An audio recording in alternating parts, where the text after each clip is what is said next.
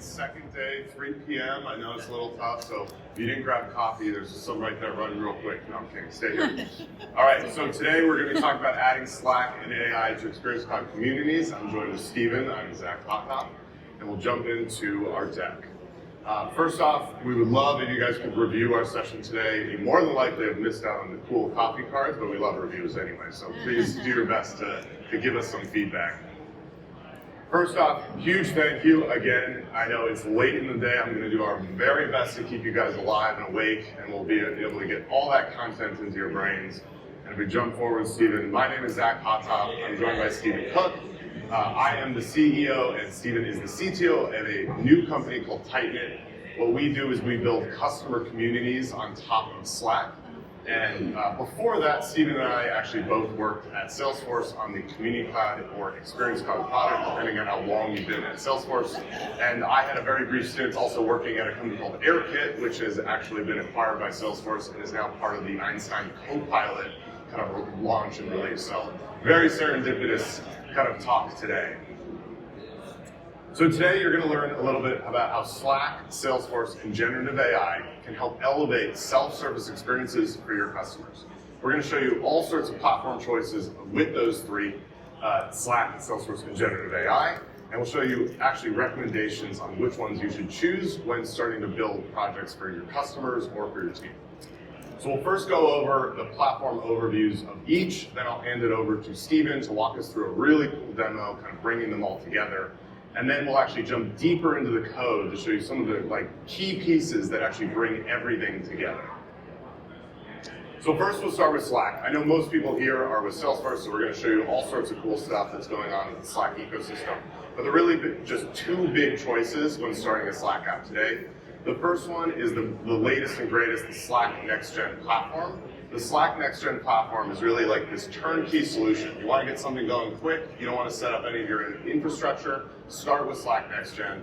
It's built with TypeScript, so it's statically analyzable. It works really great in VS Code. It's run on a platform called Dino. Dino is actually built by the guy who originally started Node, and he went to try to build the next best thing, the next most performant item.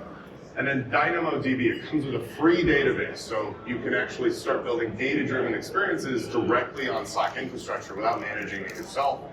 And the fun part are all these cool connectors. So there's 50 plus connectors into what? Let's see, Salesforce, MailChimp, GitHub, all the tools that you kind of use on a regular basis, and you don't have to handle authentication or authorization when actually building with Slack.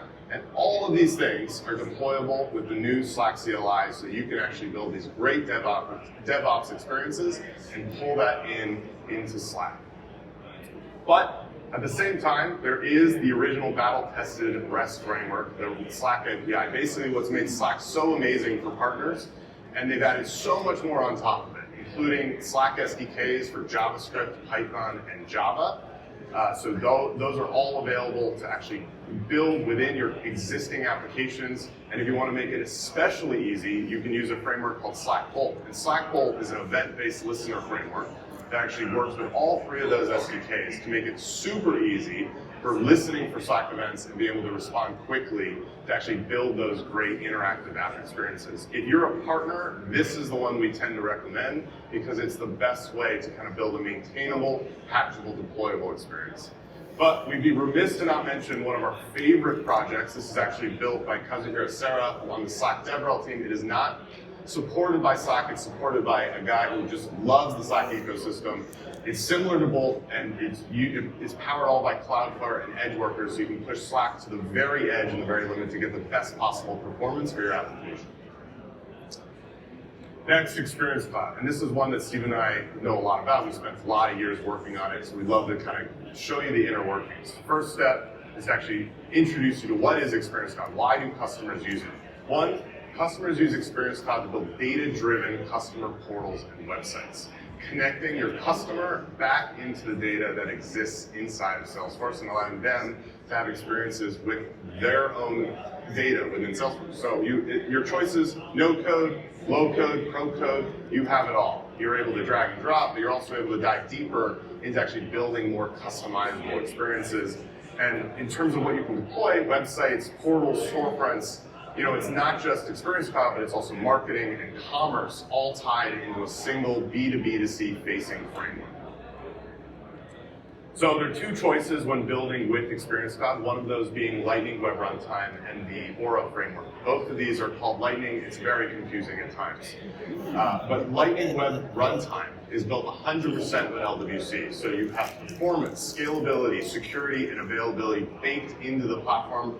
Steve and I spent years working on this, but that's not why we recommend it. We recommend it because it's the future of Experience Cloud. It's the best way to get started and the best way to build the best experiences for your customers.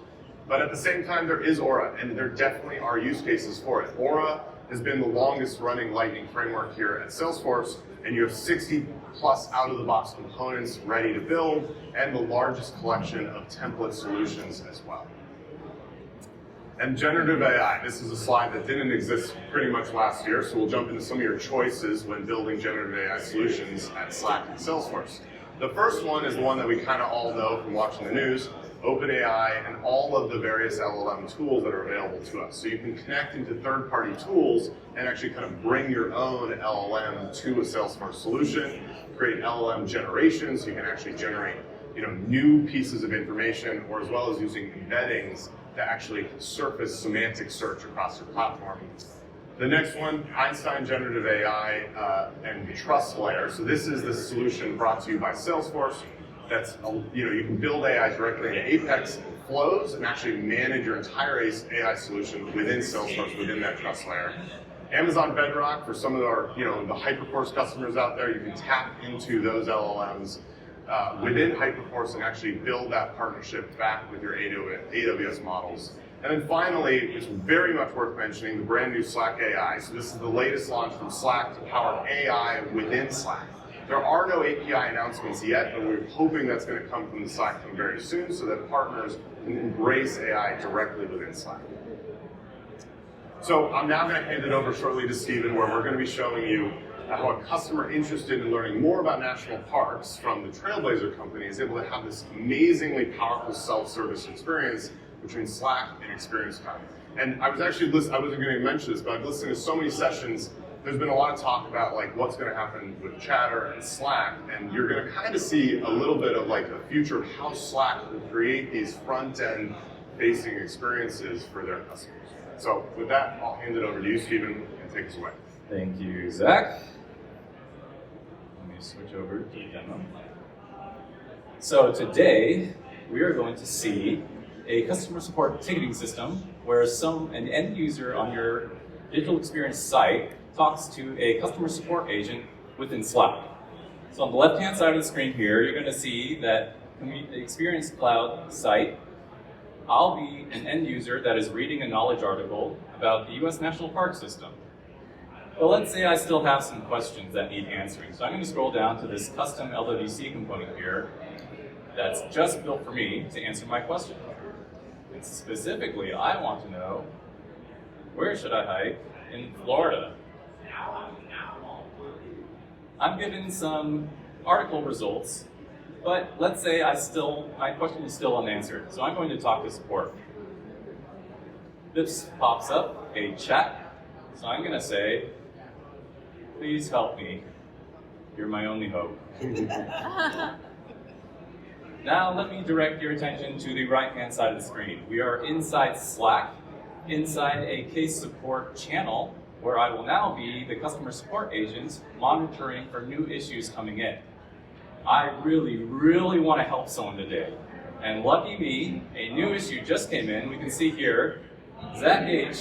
opened the following issue: where should I hike in Florida? And if I open up the Slack thread, we can see the most recent response right here: please help me. So I'm ready to help them out. I'll click reply to kick off this workflow. Let's click start. It's going to ask me to authenticate into Salesforce, which I've already done, so I'm going to continue. And here I'm going to send over some suggestions of Florida parks to visit. Send. It will update within the Slack thread. And over on the end user side, you can see that their chat showed up on the Experience Cloud LWC component as well. Now the end user is satisfied with this answer, so they'll say, thank you. Send that over. And now I get that as the Experience Cloud, the customer support agent, and I'm ready to consider this resolved. I'm going to come up to the top, add the green check mark emoji. Now our app is specifically listening for this reaction to get added to this thread, and it's going to sprinkle a little AI magic.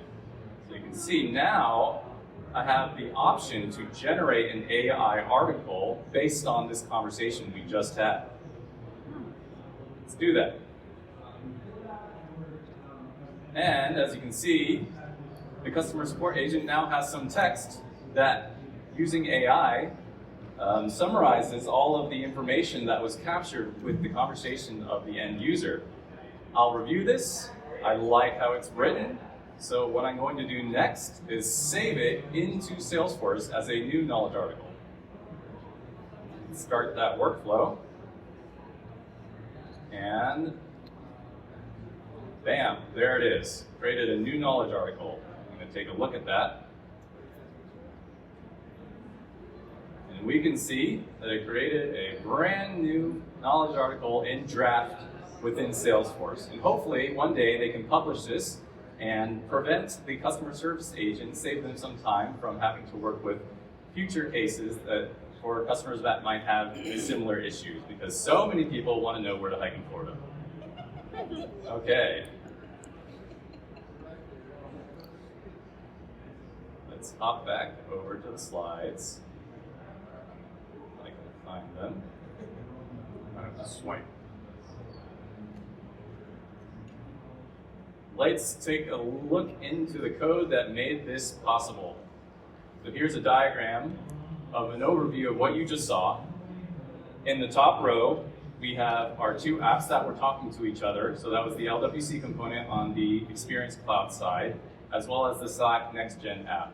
And both of them are talking to Salesforce in terms of a custom object that represents the chat messages sent between them. And then lastly, we saw the Slack Next-Gen app call out to OpenAI to do that AI part at the end.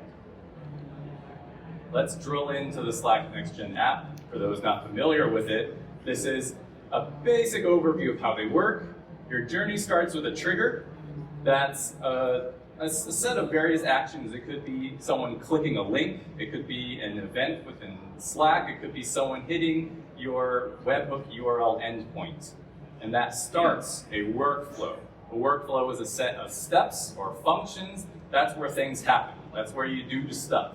And as Zach alluded to earlier, one of the things you can do is read and write to a data store if you need to persist data.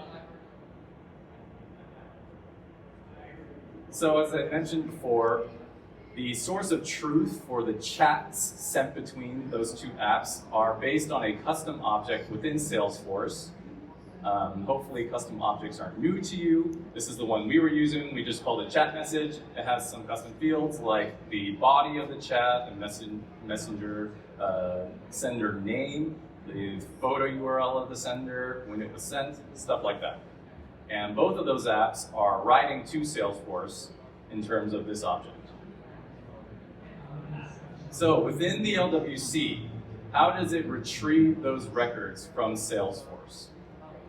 Well, what we do is we call an appwire, and this appwire is going to call an Apex custom method.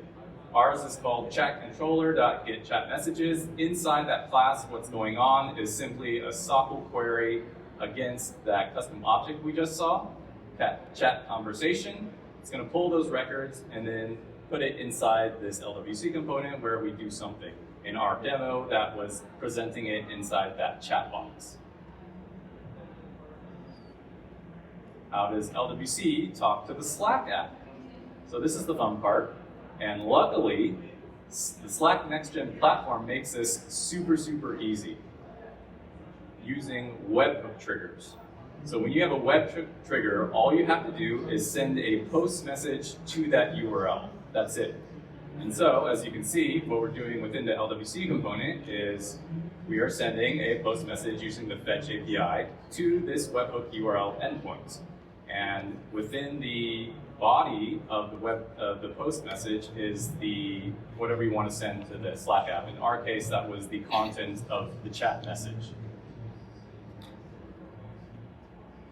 And then how does the Slack NextGen app talk to Salesforce?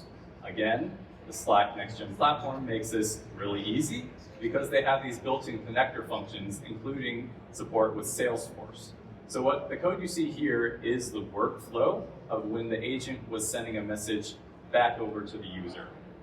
And all we have to do is add a step, connectors.salesforce.functions.create record.